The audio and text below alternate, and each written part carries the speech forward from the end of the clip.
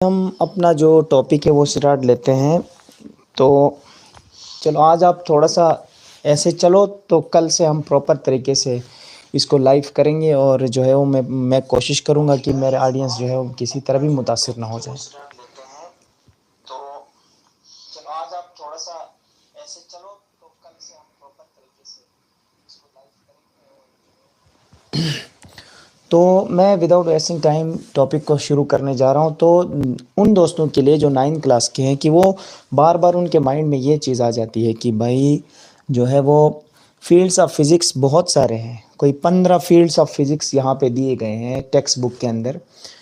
उनको ये इनको याद करना उनके लिए थोड़ा सा मुश्किल हो जाता है, या फिर उनको समझ में आती है लेकिन भूल जाते हैं। बहुत सारे हैं, जाहिर है। इस चीज़ से बचने के लिए आज मैं आपको छोटी सी ट्रिक बताऊंगा। इस ट्रिक के थ्रू आप ये सारे जो है वो 15 के 15 जो फील्ड्स ऑफ फिज़िक्स हैं इनके डिफिनीशंस A to Z आप याद कर लोगे, ठीक है। तो कोई डरने वाली बात नहीं है। तो लेट्स डू स्टार्ट। देखो, फील्ड्स ऑफ फिज़िक्स, फिज़िक्स एक बड़ी साइंस, ठीक है, एक साइंस की एक बड़ी शाख है फिज़िक्स।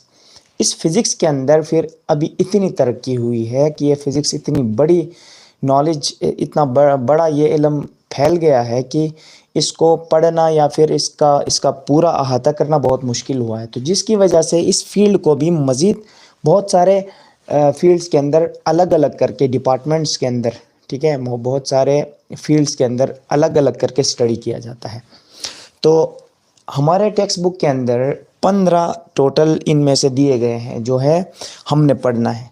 तो सबसे पहले फील्ड्स ऑफ फिज़िक्स में बायोफिज़िक्स दिया गया है। देखो, जो ट्रिक मैं आपको बताना चाह रहा था वो ये है कि इन सब की डिफिनीशन जो बुक से याद करोगे तो आपको हर डिफिनीशन को अलग अलग माइंड में बिठाना थोड़ा सा दिक्कत पेश आ सकती है, थोड़ी सी मुश्किल हो सकती है। इससे बचने के लिए गाइज आप क्या करोगे, हर डिफिनीशन के हीरो वर्ड्स को लिखोगे। यहाँ मैं हीरो वर्ड्स किन को बोल रहा हूँ, थोड़ा सा गौर करेंगे। बायोफिजिक्स है तो वहाँ पे लिखा हुआ है it is the branch of physics in which we study about करके लंबा चौड़ा। तो आप जस्ट इसके हीरो वर्ड से वो याद रखो, जैसे स्टडी ऑफ बियोलॉजिकल सिस्टम, खत्म। जब एग्ज़ाम के अंदर आप बैठोगे इसकी डिफिनीशन लिखने के लिए आपको आएगी तो आपने बाकायदा लिखना है it is the branch of physics in which we study about the biological systems, ऐसे लिखना है। लेकिन फ़िलहाल याद करने के लिए ये सारे 15 के 15 जो फील्ड्स ऑफ फिज़िक्स हैं इनको याद करने के लिए ट्रिक ये है कि इनके हीरो वर्ड्स को याद करोगे बस। जैसे मैंने आप लोगों के आसानी के लिए यहाँ पे आगे फील्ड जो है उसका नाम लिखा है, आगे उसके हीरो वर्ड्स लिखे हैं, just study of biological system, study of celestial objects वगैरह वगैरह। तो मैं 1 बाय 1 ये सारी चीज़ें आपको समझाता हूँ। देखो, सबसे पहली चीज़ है बायोफिज़िक्स। बायोफिज़िक्स क्या है? बायोफिज़िक्स है study of biological system. बियोलॉजिकल system की स्टडी है, बस ये डिफिनीशन आपने याद की। बियोलॉजिकल सिस्टम क्या होता है दोस्तों? आपको पता है हमारी बॉडी के अंदर जो लिविंग थिंग्स हैं, इनकी बॉडीज़ के अंदर, लिविंग थिंग्स के अंदर सिस्टम्स है बहुत सारे। जैसे दिमाग का सिस्टम है, उसको नर्वस सिस्टम बोलते हैं। जैसे सांस लेने का सिस्टम है, रिस्पायरेटरी सिस्टम बोलते हैं। तो ऐसे सिस्टम्स को बोलेंगे बियोलॉजिकल सिस्टम। तो हम फिज़िक्स यूज़ करेंगे इस बियोलॉजिकल सिस्टम के अंदर। जैसे हमारे वेन्स का सिस्टम है पूरा, ठीक है, ब्लड जो हमारे जिस्म के अंदर चलता है, तो एक ऐसा अपरेटस यूज़ करते हैं जो ब्लड प्रेशर को तोलने के लिए। तो वो जो ब्लड प्रेशर तोलने वाला ऑब्जेक्ट, जो डिवाइस है, वो तो फिज़िक्स की बनाई गई है ना, तो फिज़िक्स इसमें यूज़ हुई है। तो बहुत सारे बेशुमार चीज़ों के अंदर फिज़िक्स यूज़ है।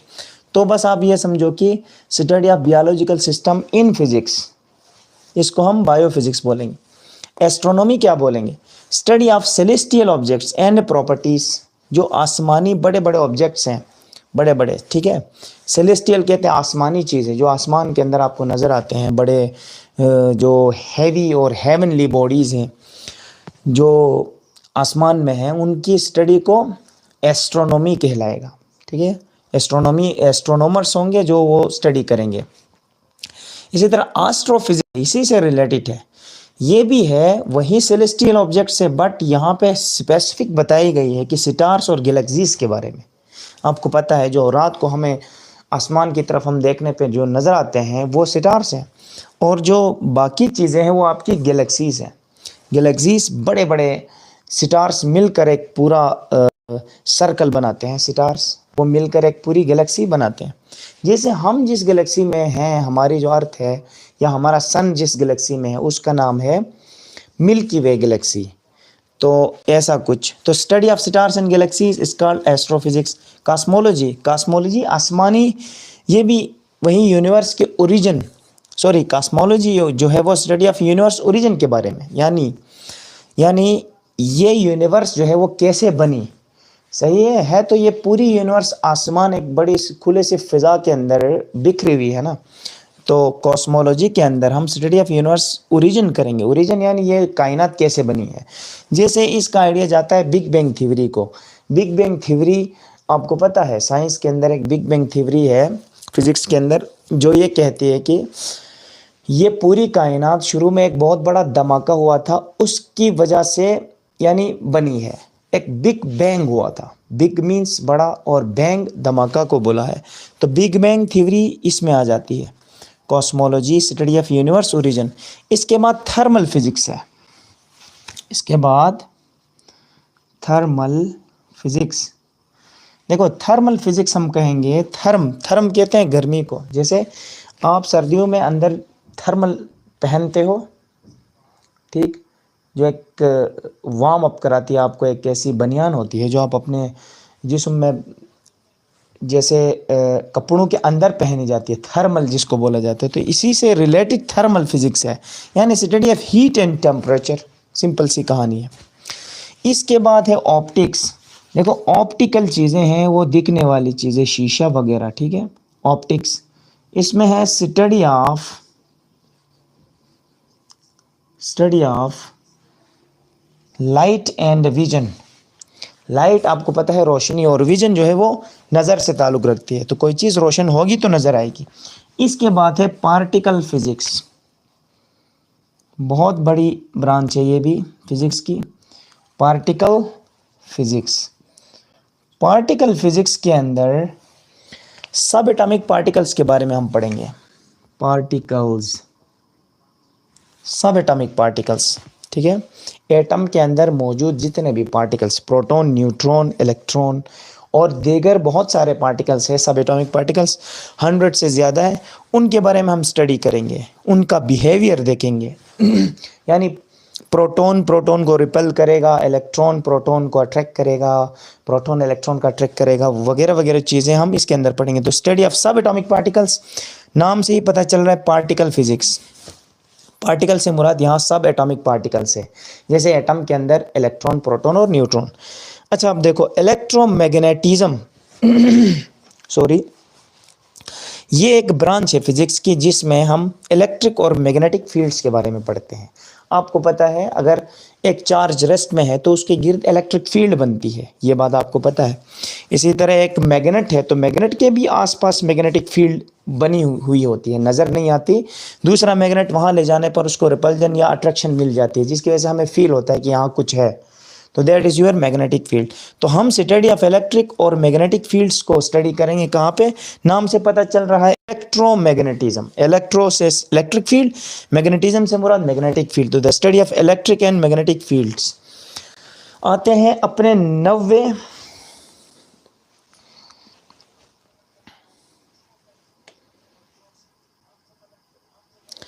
अच्छा अब है इकोस्टिक्स। देखो इको ये साउंड से ताल्लुक़ रखता है, इको यानी साउंड से ताल्लुक़ रखता है। तो इकोस्टिक्स के अंदर आप पढ़ते हो साउंड के मुतल्लिक। तो study of sound and vibrations, जाहिर है जब आपके पास वाइब्रेशन होगी तो साउंड पैदा होगी। तो study of sound and vibrations, इसको हम बोलेंगे इकोस्टिक्स के अंदर स्टडी करेंगे। कंप्यूटेशनल फिजिक्स है। यहाँ देखो इकोस्टिक से इको साउंड में होती है, इस बात से आप रिलेट करके याद रखोगे, सही है। कंप्यूटेशनल फिजिक्स, देखो कंप्यूट कहते हैं कैलकुलेट करना, कंप्यूटर से ताल्लुक़ रखता है। तो कंप्यूटेशनल फिजिक्स के अंदर study of physics in calculations and simulations. देखो फिजिक्स को कैलकुलेशंस, ज़ाहिर है कंप्यूटर के अंदर हम कैलकुलेशंस करेंगे तो सिमुलेशंस बोलते हैं वो कंप्यूटर की वो चीज़ें, कंप्यूटर के अंदर जो छोटे छोटे कार्टून टाइप की चीज़ें बनाते हैं हम, या फिर कोई मॉडल वगैरह कंप्यूटर के अंदर बनाएं कि कोई चीज़ किसी को समझाने के लिए, कोई साइंटिफिक चीज़ को कंप्यूटर के अंदर समझाने के लिए हम सिमुलेशंस यूज़ करते हैं। बात आई समझ में?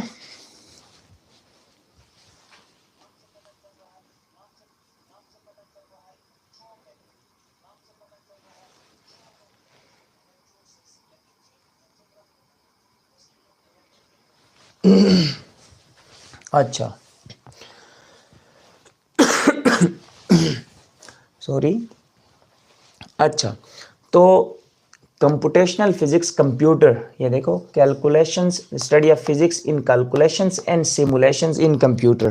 कंप्यूटर की कैलकुलेशंस वगैरह हम जो न्यूमेरिकल वगैरह को कंप्यूटर के अंदर कैलकुलेट करते हैं, ऐसे हमारे पास एप्लीकेशंस होते हैं कंप्यूटर में, तो वो है आपकी कंप्यूटेशनल फिजिक्स। जियो फिजिक्स में करोगे study of earth physical properties, यानी अर्थ के फिजिकल प्रॉपर्टीज को हम स्टडी करेंगे। कहाँ पे? जियो फिजिक्स में। देखो जियो कहते हैं अर्थ को, इसी नाम से आप इधर रिलेट करके याद रख सकते हो। जियो फिजिक्स यानी अर्थ के मुतल्लिक स्टडी, अर्थ की फिजिकल प्रॉपर्टीज। फिजिकल कहते हैं बैरूनी प्रॉपर्टीज। अर्थ का क्रस्ट है, उसके नीचे फिर ते है, नीचे कोर है, फिर नीचे जाओ तो वो सारी चीज़ें, ठीक है, फिजिकल चीज़ें। क्लाइमेट फिजिक्स, नाम से पता चल रहा है क्लाइमेट जो है वो मौसमियात वाले जो मौसम बता रहे होते हैं, वेदर फॉरकास्टिंग वाले, वेदर फॉरकास्ट वाले लोग जो आपको ये वाली फिजिक्स पढ़ के वेदर की फॉरकास्टिंग करते हैं। Study of climate and weather system, समझ गए? Climate physics. क्लासिकल मैकेनिक्स, दोस्तों जो आप ये फिजिक्स पढ़ते हो, जो आपके बैग के अंदर जो एक छोटी सी टेक्स्ट बुक है फिजिक्स की, वो है आपकी क्लासिकल फिजिक्स, क्लासिकल मैकेनिक्स। क्यों?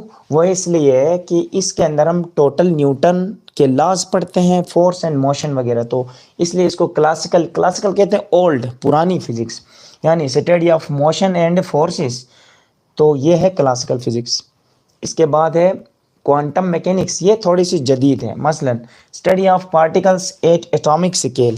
देखो फिजिकल क्वांटिटीज हम बाहर से हाई लेवल पे तो हम पढ़ सकते हैं, देख सकते हैं, लेकिन एटॉमिक लेवल पे जो चेंजेस आते हैं, जैसे इलेक्ट्रॉन वगैरह का मोशन, और एटम से निकलने, इलेक्ट्रॉन जब अपने शेल से दूसरे शेल में क्या करता है, छलांग लगा के जंप करके जाता है, एक शेल से दूसरे शेल में ट्रांजिट करता है। इस ट्रांजिट के दौरान वो कुछ एनर्जी एब्जॉर्ब भी कर सकता है, कुछ रिलीज भी कर सकता है। तो ये एनर्जी क्वांटाइज्ड होती है। क्वांटाइज कहते हैं टुकड़ों की शक्ल में। रोशनी भी हम तक आती है, ये जो सन से यहाँ तक जो रोशनी आती है, ये भी क्वांटाइज्ड है। क्वांटाइज्ड कहते हैं टुकड़ों की शक्ल में। तो क्वांटम मैकेनिक्स के अंदर उस लेवल पे पढ़ा जाता है, एटॉमिक लेवल पे। तो study of particles at atomic scale. Last जो हमारा टॉपिक है वो रिलेटिविस्टिक मैकेनिक्स है। रिलेटिविटी ये आइंस्टाइन की फिजिक्स है, आइंस्टाइन क्या इसको, तो रिलेटिविटी कहते हैं, यानी हम हाई लेवल पे चीज़ों की स्पीड को डिस्कस करें। मसलन study of motion of objects at high scale, यानी अगर कोई ऑब्जेक्ट स्पीड ऑफ लाइट जितनी स्पीड से मूव करे तो वो क्या होगा, क्या वो भी लाइट बन जाएगा, ऐसी चीज़ें हम स्टडी करेंगे। कहाँ पे?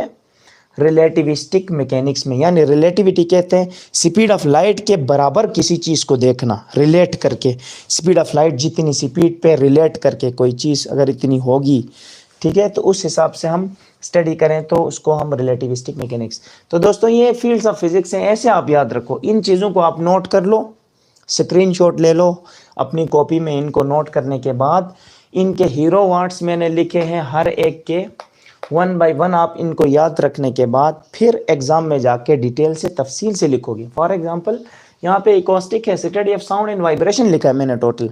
बुक में ये नहीं लिखा, बुक में लिखा है it is the branch of physics in which we study about वगैरह वगैरह। आपने तो ये एक ही दफ़ा याद करना है, बाकी ये हीरो वर्ड्स साथ में जोड़ते हुए डिफिनीशन खुद बनाना सीखो।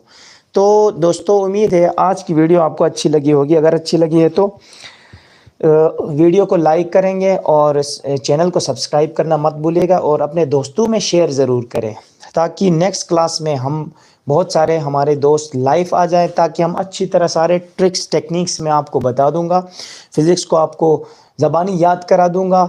और ये प्रॉमिस है हमारा आपसे, और आपको ऐसे ऐसे ट्रिक्स बताएंगे कि फ़िज़िक्स आपके लिए बहुत ही आसान हो जाएगी। ये है भी सब्जेक्ट बहुत ईजी, सब सब स्टूडेंट्स इसको मुश्किल मानते हैं, लेकिन ये है बहुत ईजी सब्जेक्ट।